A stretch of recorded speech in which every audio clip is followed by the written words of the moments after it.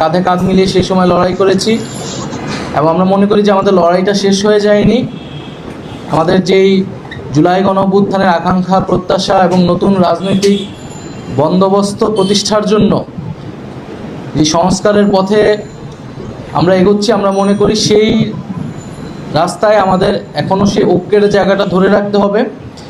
তো সেই উদ্দেশ্য থেকে মূলত এই বৈঠকগুলো আমরা বিভিন্ন রাজনৈতিক দলগুলোর সাথেই বসছি, আলোচনা করছি। তা আমাদের যে বিচার, সংস্কার এবং গণপরিষদের এজেন্ডা, 3টি এজেন্ডা রয়েছে, আমরা সেই বিষয়গুলো নিয়ে আলোচনা করেছি।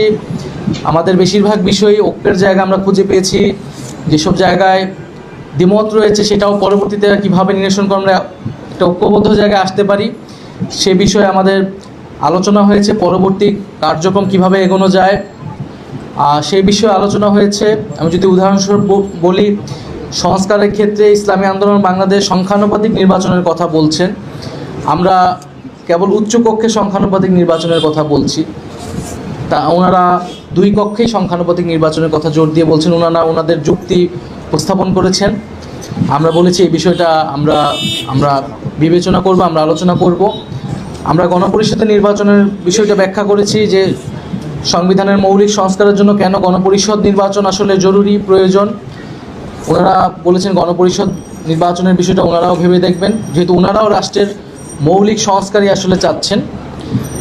আর এর পাশাপাশি আমাদের এই আওয়ামী লীগের দলগতভাবে আওয়ামী লীগকে বিচারের আওতায় আনা এবং আওয়ামী লীগের যে বিচার চলাকালীন সময় আওয়ামী লীগের রাজনৈতিক কার্যক্রম নিষিদ্ধ করা, নিবন্ধন স্থগিত করা ইত্যাদি বিষয়ে আলোচনা করেছেন। আমরা আমাদের অবস্থান বলেছি, ওনারাও এ বিষয়ে ঐক্যমত পোষণ করেছেন। তো আমাদের এই বিষয়গুলো মাত্র আজকে আলোচনা শুরু হয়েছে এবং এটা অব্যাহত থাকবে এবং যদি প্রয়োজন হয় মাঠেও আমরা একসাথে জনগণকে ঐক্যবদ্ধ করব। এবং আমাদের বর্তমান রাজনৈতিক পরিস্থিতিতে যে আমরা দেখছি সারা দেশে এক ধরনের চাঁদাবাজি, লুটপাট এবং জনগণের অধিকার হরণের মতো কাজগুলো আবারও বাংলাদেশের রাজনীতিতে ফেরত আসছে, তার বিরুদ্ধে আমাদের দৃঢ় অবস্থান। আমরা জনগণকে সেই আস্থার জায়গা দিতে চাই যে বাংলাদেশের মানুষ একটি নতুন বাংলাদেশের জন্য, নতুন রাজনৈতিক সংস্কৃতির জন্যই কিন্তু আসলে জুলাই গণঅভ্যুত্থানের রাজপথে নেমে এসেছিল।